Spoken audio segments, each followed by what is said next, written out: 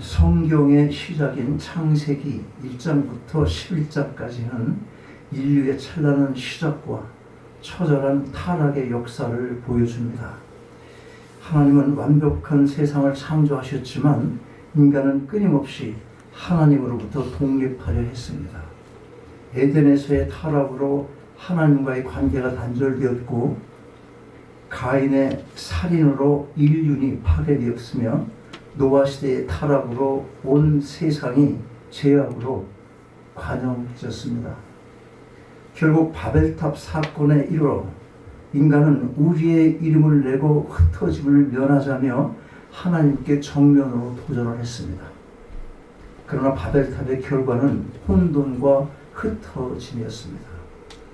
인류는 스스로를 구원할 능력을 상실했고 하나님을 떠난 인간의 역사는 절망과 심판뿐인 것처럼 보였습니다. 하지만 하나님은 그들을 포기하지 않으셨습니다. 온 인류를 심판하시는 중에도 아브라함이라는 한 사람을 주목하셨고 그를 통해 온 인류를 다시 회복시키려는 구속사의 원대한 프로젝트를 시작하셨습니다. 오늘 본문은 그 장엄한 구원 역사의 새로운 시작입니다. 본문을 통해서 하나님은 왜 아브라함을 부르셨으며 오늘을 사는 우리에게 무엇을 요구하시는지 살펴보고자 합니다. 첫째로 떠남입니다. 하나님은 아브라함에게 너의 고향과 친척과 아버지의 집을 떠나 내가 내게 보이는 줄 땅으로 가라, 그렇게 명령하십니다. 여기서 우리는 당시 아브라함이 처했던 영적 환경을 이해할 필요가 있습니다.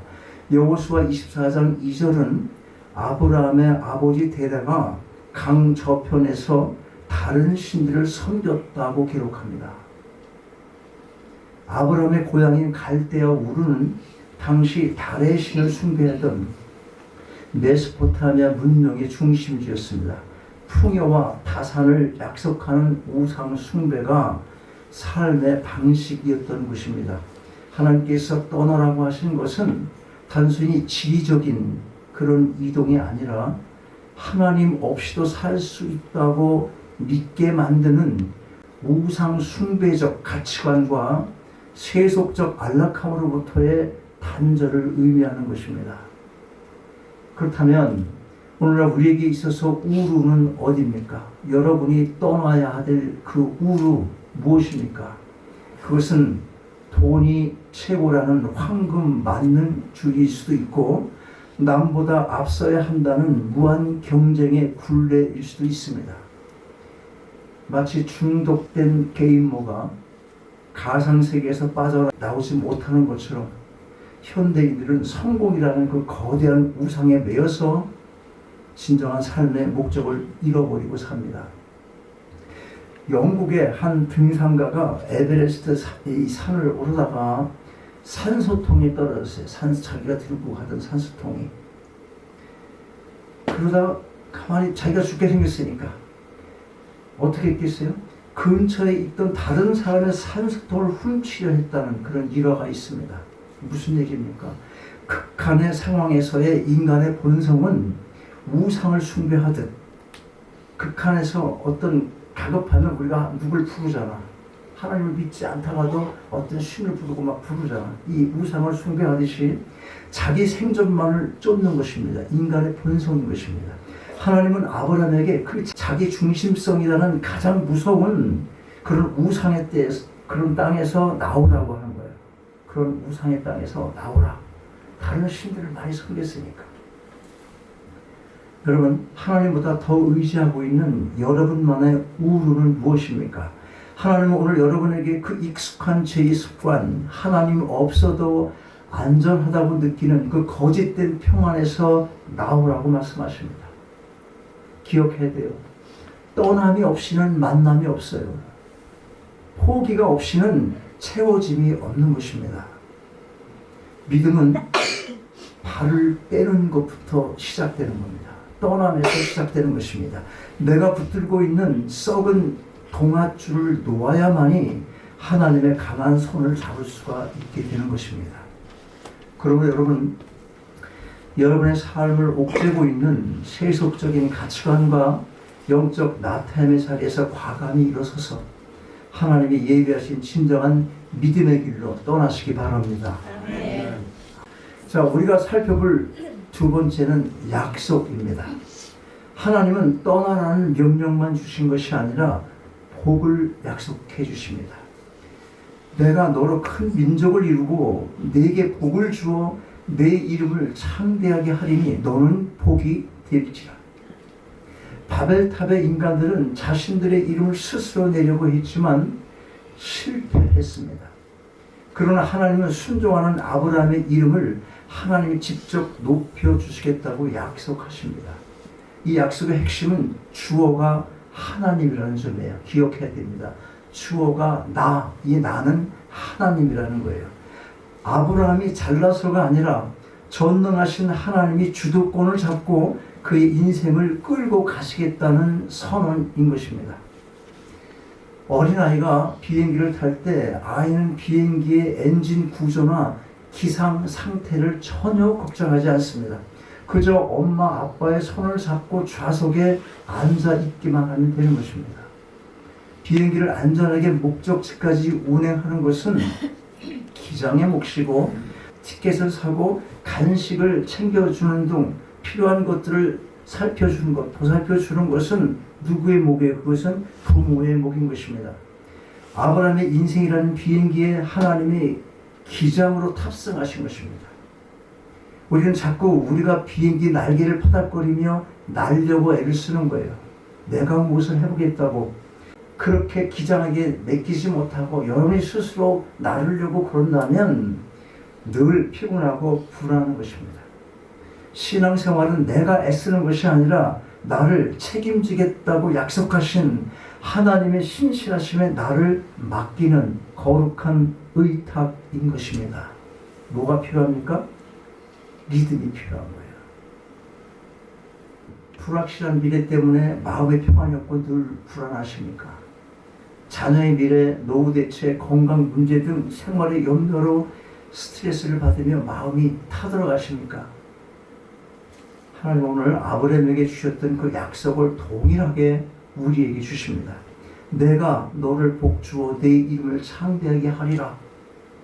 이 약속은 상황이 좋아서 믿는 것이 아니라 약속하신 분이 하나님이시기에 믿는 것입니다. 하나님은 결코 부도나는 수표를 발행하지 않으십니다. 세상의 계산법을 내려놓고 여러분의 인생을 끝까지 책임지시겠다고 약속하신 하나님의 신실하신 손길을 온전히 신뢰하고 믿으시기 바랍니다. 세 번째로 사명입니다. 마지막 3절은 아브라함의 부르심의 정점이자 결론인 것입니다. 땅의 모든 족속이 너로 말미암아 복을 얻을 것이라. 하나님이 아브라함을 선택하신 이유는 그를 통로로 삼아 바벨탑 사건으로 흩어지고 저주 아래 놓인 모든 족속을 다시 복의 자리로 초청하기 위한 것입니다. 아브라함의 복은 종착역이 아니라 정거장이에요. 정거장. 나에게서 멈추는 복은 변질되지만, 잘 들으세요. 여러분에게 있는 복은 내가 다 누리기만 하면 거기서 복이 끝나지만 나를 통과하는 복은 생명이 되는 것입니다. 이것이 바로 하나님이 우리를 먼저 부르신 왕같은 제사장의 사명인 것입니다. 이스라엘에는 두 개의 바다가 있어요. 갈릴리 호수와 사해입니다. 갈릴리는 헐몬 산에서 내려오는 물을 받아서 다시 요단강으로 흘려 보냅니다. 그래서 그곳엔 물고기가 넘치고 생명이 가득합니다. 반면에 사해는 물을 받기만 하고 내보내질 않아요. 뜨거운 태양 안에서 물은 증발하고 염분만 남아 어떤 생명도 살 수 없는 죽음의 바다가 됐습니다. 그래서 뭐라고 그러고? 그래서 사해라고 부르는 거예요. 데드 씨. 우리가 받은 복도 이와 같습니다. 하나님의 은혜를 나만 누리겠다고 움켜쥐는 순간 우리의 영혼은 사해처럼 딱딱하게 굳어지고 마는 것입니다. 하지만 내게 주신 시간과 물질과 복음을 이웃에게 흘려보낼 때 우리 삶은 끊임없이 솟아나는 샘물처럼 생명력으로 넘치게 되는 것입니다. 아니 받은 복이 있어야지 뭘 논아주지요. 도집사님 받은 복이 없어? 많이 했습니다. 남들은 차도 다 있는데 난 차도 없어. 받은 복이 없어? 버스 그냥 타고 갔어? 버스비 냈잖아. 버스가 다니잖아. 버스 탈 돈이 있잖아. 받은 복이잖아. 여러분 짜장면 먹고 싶다면 돈이 없어 못 먹은 사람 손 들어봐. 내가 사줄게. 정말 돈 없어 못 먹었어? 먹고 싶으면 가서 사 먹잖아. 받은 복이잖아. 자유롭게 생각해. 존스비치 가서 바다를 바라볼 수 있어? 받은 복이잖아. 숨 쉬는데 공깃값 받는 사람 있어요 여러분에게? 너 숨 쉬었지 지금 돈 내놔 그런 사람 있어요? 없어요. 받은 복이잖아. 여러분이 예배할 수 있는 장소가 있는데 받은 복이지. 그런 생각해봐요. 베이케이션 어디 가고 싶어? 가잖아. 다 복이지 뭐야. 근데 무슨 복을 더 원하는지 모르겠다는 거야 나는. 무슨 복?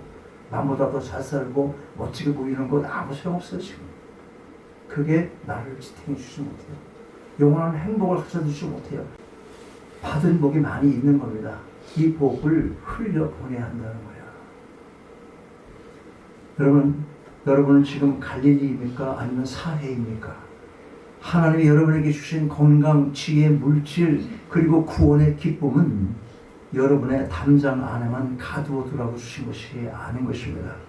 여러분의 섬김을 통해 직장 동료가 위로를 얻고 여러분의 나눔을 통해서 가난한 이웃이 소망을 보며 여러분의 복음 전파를 통해 죽어가는 영혼이 살아나야 하는 것입니다. 그것이 바로 우리가 이 땅에 존재하는 이유인 것입니다. 받은 복을 세어보는 데서 그치지 말고 그 복이 필요한 곳에 기꺼이 여러분의 삶을 내어주는 복의 통로가 되시기 바랍니다.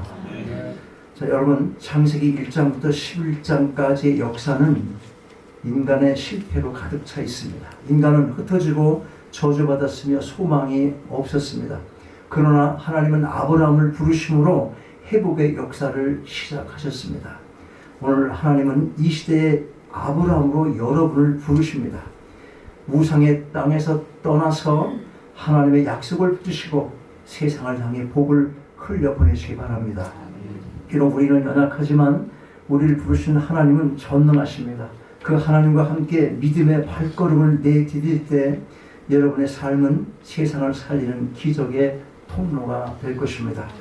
새롭게 맞이한 이 새해 2026년 더욱더 믿음을 굳게 세우시고 하나님의 부르심에 합당한 순종의 삶을 살아가는 여러분 모두가 다 되시기를 주님의 이름으로 축원합니다.